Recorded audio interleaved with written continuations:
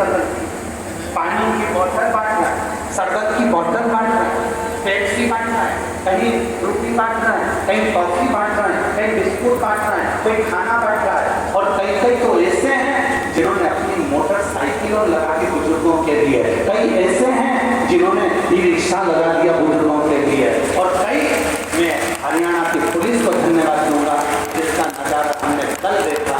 तो पुलिस को भी मैं सलूट मारता हूँ कि हरियाणा के कलेक्टर महोदय, आईजी, डीआईजी, कमिश्नर, यहाँ के पीआई, यहाँ के एसपी, यहाँ के एसएसपी, यहाँ का एक एक प्रशासन।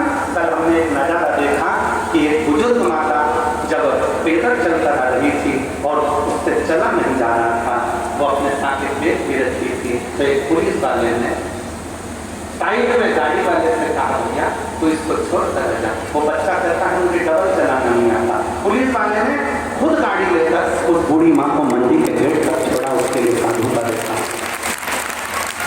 ये पुलिस का एक नजारा है, ये हमारे भारत की शासन प्रशासन का एक नजारा है, ये हरियाणा गवर्नमेंट का एक नजारा है कि उनका मुख्य ये भी एक नजारा देता है। ये हरियाणा कहे ना, इस हरियाणा ने दिल हर दिया, इस हरियाणा ने मन को हर दिया। इतना प्रेम, इतनी वात्सल्यता, इतनी करुणता, बच्चा बच्चा टॉफी, पानी, बिस्कुट आगे धीरे तक पिला रहा, सेवा कर रहा है। मैं नमन करता हूँ दीजिए आपके स्वभाव को और मंडी के रहने वाले सभी करुणावासियों को। यहाँ की मीडिया को भी मैं नमन करता हूँ जो चतुरता से सब चीजों पर ध्यान रखकर इस कथा को सफल बनाने का प्रयास कर रही है। शायद हमारे जीवन में ऐसा पहली बार देखने को मिला जो नजारा। और मैं कहूँगा करनाल वाले, मैं कहूँगा कुरुक्षेत्र वाले, मैं कहूँगा सोनीपत पानीपत वालों, एक बार दिल्ली वालों आकर दिन में फुर्सत ना मिले तो रात में आकर घरोंडा का एक आनंद देखिए कि घरोंडा में इन सारे व्यापार की तरह आनंद देखो, जब सब समाज एक हो जाती है तो कितना आनंद बरसता है। उनको दिखाओ, आओ देखो, कुछ शिव कृपा करे।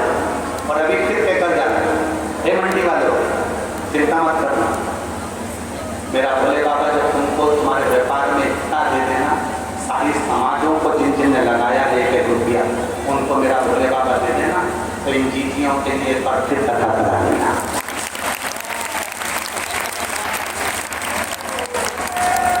और खबर करना मेरी बहनों का भाई और तुम्हारा साला, मेरी बहनों का भाई और तुम्हारा साला कथा करने की जरूर आए, इतना कर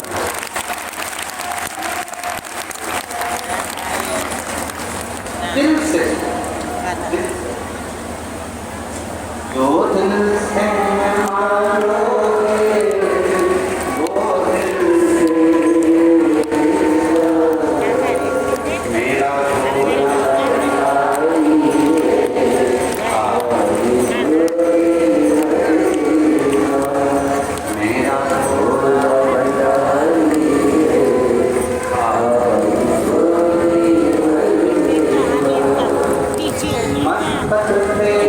मेरा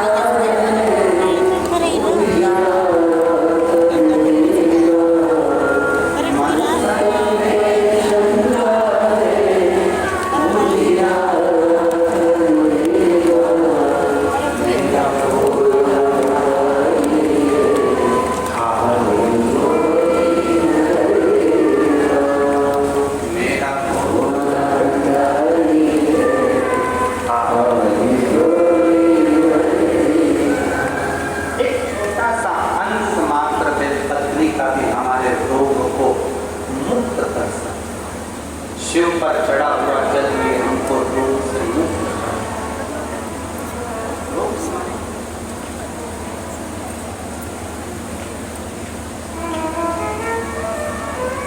चिंतन करो थोड़ा। कई लोगों के मन में आता है पूरा पूरा बेलपत्र शिव जी को चढ़ाना, नहीं है बेलपत्र, टूट गया। तो बाप है, अपने बच्चों का एक टुकड़ा मात्र भी उसके पास जाएगा तो वो कृपा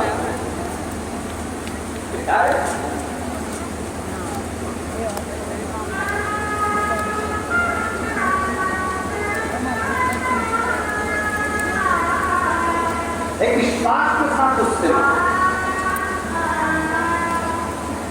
48 डिग्री टेम्परेचर है। जब हम गाड़ी में आ रहे थे तो गोयल जी गाड़ी चला रहे थे तो हमने उनसे पूछा कितना टेम्परेचर बाहर है, क्या 43 के करीब। शायद ये दुनिया की पहली ऐसी पुराण होगी, इसमें महापुराण जिसमें 43 डिग्री टेम्परेचर में भी लोग धूप में बैठकर कथा सुन रहे हैं।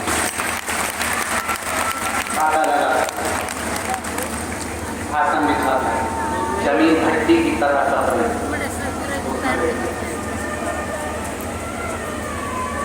किससे मिलने आए? सियोर वाले बाबा से मिले।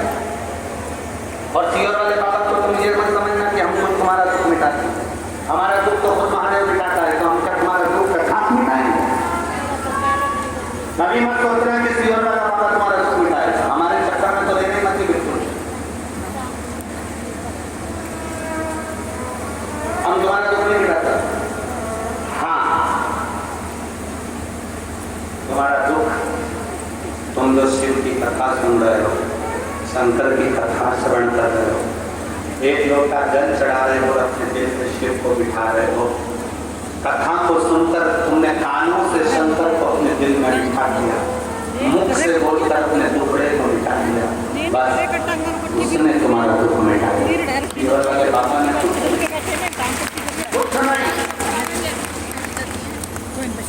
ना हमारे पास भी देर है, ना हमारे पास रोटी है, ना हमारे पास मर्यादा है,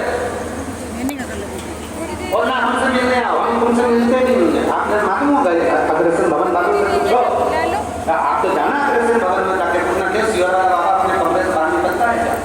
निकलते ही उनके जितने कैमरे लगे सारे कैमरे अच्छा कमरे में जब गए, कथा के समय आए और कथा से कमरे में गए, दिन भर अपने कमरे में रहकर मंत्र जाप करना, भगवान का भजन करना, शिवलिंग है उसकी भक्ति करना, ठाकुर जी की सेवा कर लेना, सालिग्राम की सेवा कर लेना, अपने भजन में डूबे रहना, किसी से मतलब नहीं। आपसे मिलेंगे तो आपको लगेगा कि सियोर वाला बाबा कुछ हमको ऐसी चीज दे दे कि हमको रोक भी करना। हम जब उनसे मिलेंगे तो तुम्हारा विश्वास शिव जी पे रहेगा और शिव जी का कृपा दृष्टि तुम पर रहेगी, हमसे कोई मतलब नहीं।